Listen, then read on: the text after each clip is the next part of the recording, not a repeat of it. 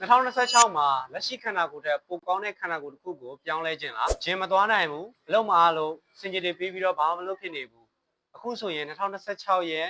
တစ်လတောင်ကုန်သွားပြီ2026မှာခန္ဓာကိုယ်ကိုပြောင်းလဲခြင်းနဲ့ဆိုရင်ဒီချက်5ချက်ကိုလိုက်လုပ်ပါနံပါတ်1အသက်ရှူလေးခြင်းကလုပ်ပါ meditation တရားထိုင်တာကဘာသာရေးလောက်ခိုင်းလေလို့တချို့ကတွေးလိုက်မယ်ဘာသာမယူလိုက်လို့ရတယ်ဘာသာမဲ့လည်းလိုက်လို့ရတယ်တရားထိုင်လိုက်တဲ့အခါမှာစိတ်ကပို့ပြီးတော့တည်ငြိမ်စေပြီးတော့မိတ်ဆွေရဲ့အုံနောက်ကိုကြည်နေစေတယ်။ကောင်းတဲ့အတွေးခေါ်တွေကောင်းတဲ့အလေးကျင့်တွေလိုက်လုံးစီဖို့အတွက်ကို energy တွေရလိမ့်မယ်။နံပါတ်2အေးရောင်အေးပါမိတ်ဆွေအိတ်လိုက်တဲ့အချိန်မှာမိတ်ဆွေခန္ဓာကိုယ်ကိုအားသွင်းလိုက်တာနဲ့အတူတူပဲ။ဒီရက်ကို9နာရီအေးရောင်အေးပြီးပါ10နာရီအိတ်တယ်ဆိုရင်နောက်နေ့မှလည်း10နာရီအိတ်နိုင်အောင်ကြိုးစားပေးပါ။နံပါတ်3လေ့ကျင့်ခန်းလုပ်ပါလေ့ကျင့်ခန်းလုပ်တာကမိတ်ဆွေ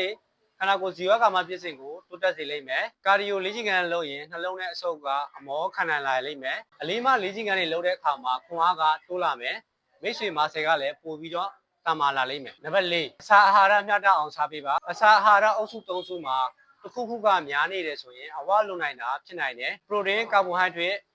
ဖတ်နဲ့မာတီဗိုက်တာမင်တွေကိုတင်းတင်းမျှတအောင်စားမယ်ဆိုရင်မိတ်ဆွေခန္ဓာကိုယ်ကလုံနိုင်စွမ်းတွေလည်းတိုးလာလိမ့်မယ်မိတ်ဆွေပျော်ရွှင်တဲ့ဘဝကိုလည်းပိုင်ဆိုင်နိုင်လိမ့်မယ်နံပါတ်5နောက်ဆုံးတစ်ချက်ကအရင်အရေးကြီးတယ် B consistency စဉ်ဆက်မပြတ်လှုပ်ဆောင်ပါတရက်ကိုနိုင်ဝက်လမ်းလျှောက်တာပဲဖြစ်လေ့ကျင့်ခန်းလုပ်တာပဲဖြစ်လုပ်တဲ့အခါမှာချက်ချင်းရင်ရလက်ကတိတာမှာမဟုတ်ဘူးနောက်3လနေရင်မိတ်ဆွေကလေ့ကျင့်ခန်းမလုပ်တဲ့သူတက်တိုးတက်ပြောင်းလဲနေတာကိုခံစားရလိမ့်မယ်2026မှာခန္ဓာကိုယ်ပြောင်းလဲခြင်းနဲ့ဆိုရင်ဒီချက်5ချက်ကိုလိုက်လို့ပါ